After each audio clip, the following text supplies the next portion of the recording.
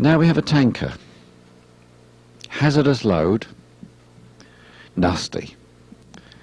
If you're not trained in hazardous loads, then don't mess with them.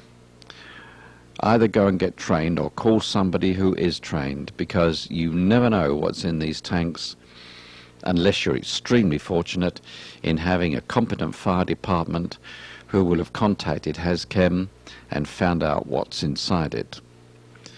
You don't want to be involved in nasty things going through your skin, into your eyes, in your mouth or your ears, or under your feet. So get the facts before you start. In a later volume on air cushions, we are going to be looking at this job in some detail. I've only included it here for a couple of minutes because I want you to see that the 750 has been set up to do the hardest work, which is interesting because there is also a big hydraulic on the job. There you see the end of it. We'll see the whole vehicle in a moment. But this operator has obviously decided to let the 750 do the hard work. This isn't uncommon.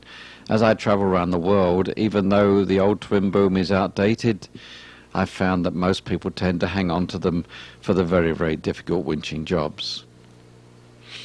Obviously, the fire department are not at all keen on what this tanker contains. They've dug a large trench around it, and they're ready with a loaded hose to take care of any spillage or breakage that might result.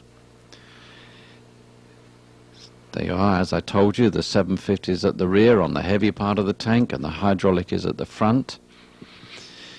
And as we close in on this fire truck, I just wanted you to understand once again the necessity for getting yourself set up with the fire department, because then when you go out on these jobs, not only will you know what they're doing, but they'll know what you're doing. And frequently recovery is a mystery to spectators because nothing happens very fast to them. It all becomes quite boring until the crucial moment. This is a good rig up with the timbers across the rear tandems, and that's a very interesting heavy-duty snatch block. I've not seen one of those for years. But using this on the rear and another one on the front tandems of the tractor, you've got yourself set up for a very good recovery. However, don't make any mistake about it. Heavy recovery, the speed with which you do heavy recovery is very much related to the amount of money you can spend on a tow truck. If you have, for example, two $200,000 tow trucks with 50-ton hydraulic booms on, then you could recover this tanker and not use air cushions.